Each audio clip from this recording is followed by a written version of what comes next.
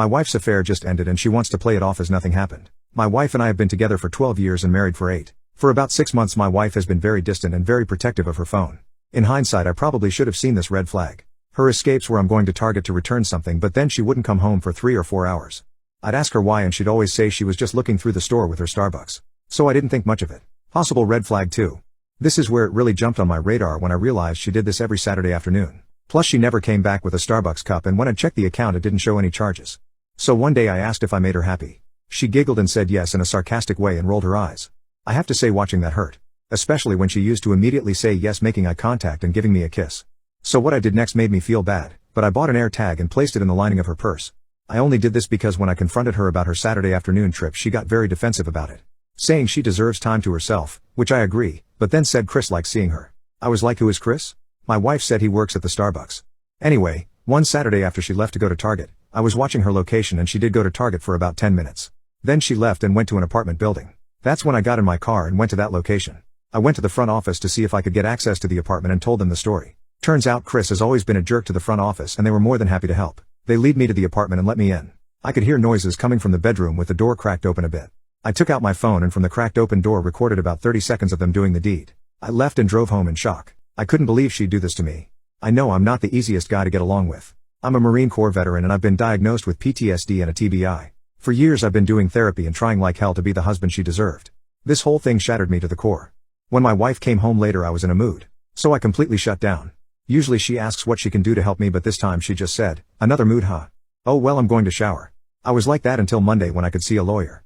Showed my lawyer everything I had and that I wanted a divorce. He said he'd write up the paperwork and have it for me in like a week. Well that turned into 3 because he had gotten sick and wasn't able to work. No biggie. But during those 3 weeks of waiting for the papers my wife went back to her normal ways. Only thing I could come up with was the affair ended but I wasn't sure. After 3 weeks I get the papers and gave them to her. She was shocked and asked why I wanted a divorce. I showed her the video and she was in shock at first. Then angered that I'd follow her and record that. She explained it meant nothing and everything's back to normal since he ended it. A part of me still loves her still but the other part is destroyed and the 30 seconds video is burned into my brain. She suggested marriage counseling but I don't know what to do. It hurts to think about my situation and I needed an outlet. So I came here to vent and I guess if anyone reads this if they have some advice or anything.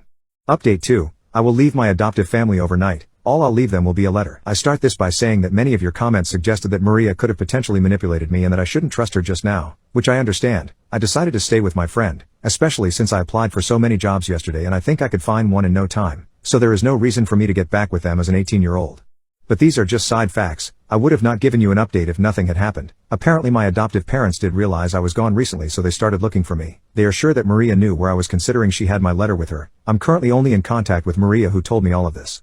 Apparently my parents tried asking her about my whereabouts and grounded her after she refused to tell them. Yes, they grounded a 21-year-old. Couldn't believe it either. As many of you suggested I went to the police so they couldn't file a missing report about me. And meanwhile Alicia started to spread rumors again. Apparently she used my disappearance as a proof that she was right with everything and Juliet believes every single word. She is completely under Alicia's control. Even though I didn't want to see them again I kind of want to give Maria a chance. I asked my friend if hypothetically Maria could stay with us too. He raised an eyebrow and said, only if she wants to sleep on the couch. And then he asked me why I want her here in the first place. The thing is if she cares about me then I don't want her to stay with this family. He was annoyed but said yes. I texted her asking if she'd consider to move out and offered her to stay with me and my friend. Before you say it, I know it seems like a way too quick decision, but I truly think that Maria is not like the rest of them. Many of you said that she probably wanted to save face but someone wouldn't go through all that to find me and then protect me by keeping my whereabouts a secret if they just wanted to save face, considering that I never mentioned their last names or where they live so it's not like anyone could have known it was her in real life. I honestly think that my story opened her eyes.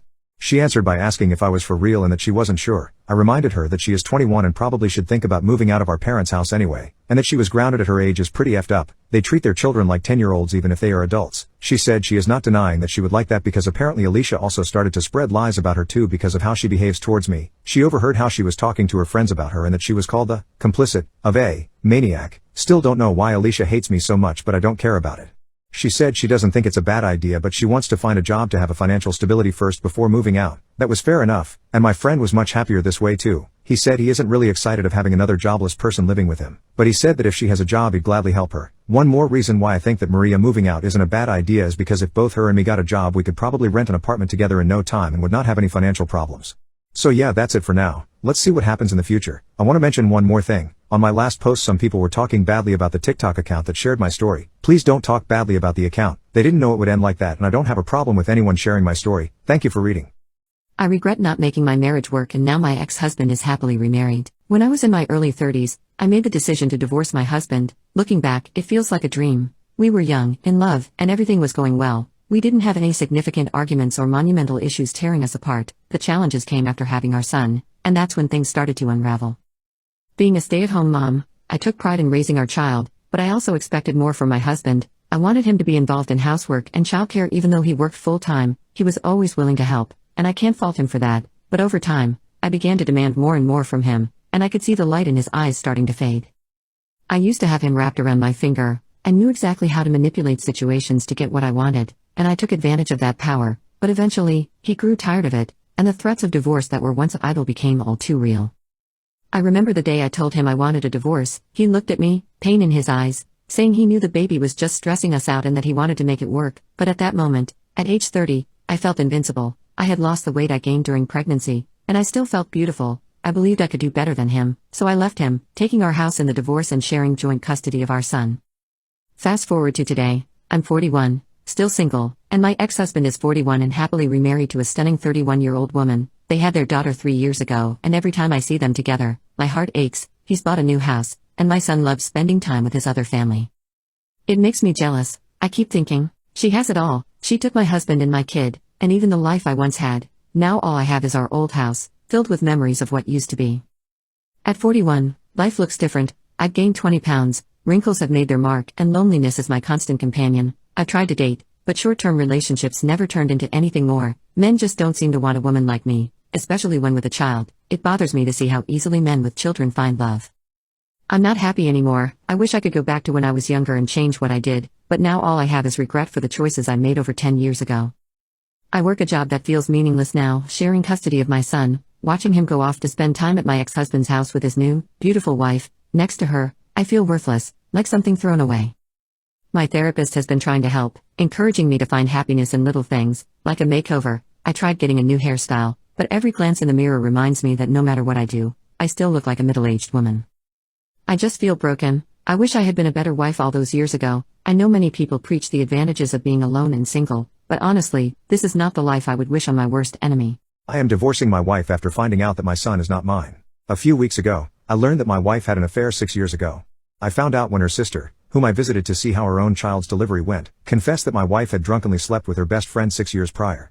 According to her, my wife deeply regretted it.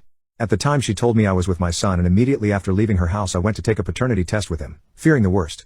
A week later I get the results and my fears came true. My son is not mine. For some reason, I began to see the boy differently, more as an acquaintance than a son. With proof in hand, I confronted my wife at night when the child was sleeping. She asked me who told me, and I simply told her that it is none of her business, although obviously it will not take long to connect the dots that it was her sister. Well, that is not my problem now. Regardless of that, I asked her for a divorce, which is now in process. She was devastated. She swore to me more than once that nothing happened with anyone again, that she has been faithful to me in body and soul since then. I held back the urge to insult her to avoid complications during the divorce issue, not believing a word she said, mostly blaming the alcohol instead of taking the blame herself. After talking about it, she threatened me, saying that she would demand full custody of the child. I was so annoyed at that moment that I told her, okay, I don't want anything to do with something that is not mine, that she keep the child and I'll keep the dogs. We have 2 dogs that we adopted as puppies and they are currently 8 years old each. After my words, she tried to convince me to take care of the child with her, that I am his father. At that moment I exploded. I was so angry and I had held back so much the urge to scream, that I just yelled at her to go and take her bastard with her. A week has passed since that and I am at home. It is in my name because it is a gift from my parents. She went to her parents' house with her kid. She has not called me since then. She left with everything and the half-asleep kid when I yelled at her, especially since it was the first time I really yelled at her. It sure affected her. I talked to my parents and my dad told me that I did the right thing and that I shouldn't be raising something that is not of my blood, and I agree with him. However, the pain is still there. My younger brother told me to write here to entertain myself. I am currently seeing a therapist 3 times a week, who told me that I have already taken the first step, which was to leave behind what causes me pain. It just hurts to know that my family no longer exists.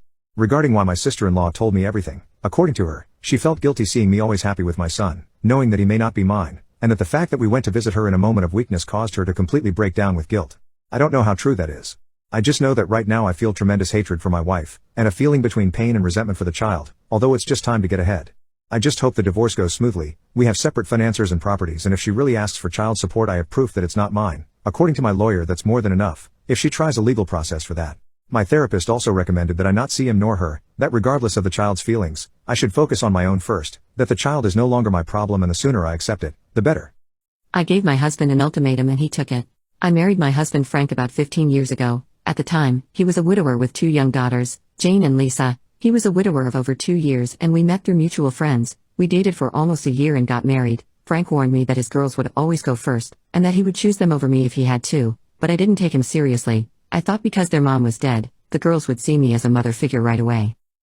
Well, they never saw me as a mother, not even as a stepmother. I was always Dad's wife. Early in our marriage, I brought up having kids. My husband refused, since the girls were still young and he didn't want them to think that he was replacing them. I respected that, but years later, he had a vasectomy because we were too old for that anyway. I was, still am, a stay-at-home mother and did everything to bond with my stepdaughters, but it never happened. They never included me in their lives. They left me out of important photos, and I never got any Mother's Day gifts. At times I felt like their housekeeper.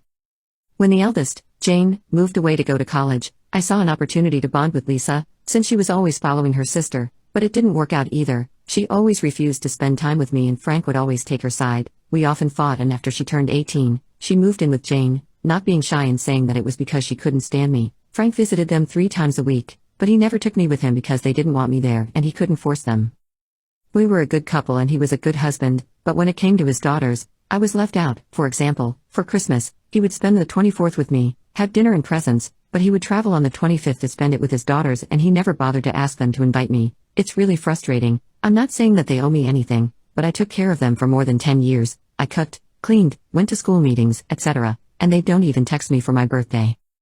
Lisa married her boyfriend of 3 years last week. The invite only listed my husband as part of the bride's family and I was just a regular guest. Frank didn't fight it, since it was a wedding, although he paid half of it. I felt like an outsider all the time. The worst was when Lisa did a mother and bride dance with her husband's grandma, but she didn't even acknowledge me during the whole ceremony.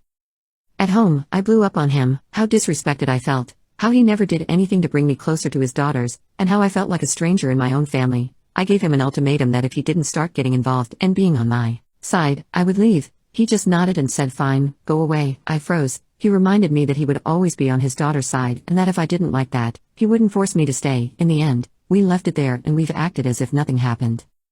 It breaks my heart that he took my ultimatum like it was nothing, almost expressionless. I don't know what to do. He's a good husband, but I don't want to be an outsider in my own family.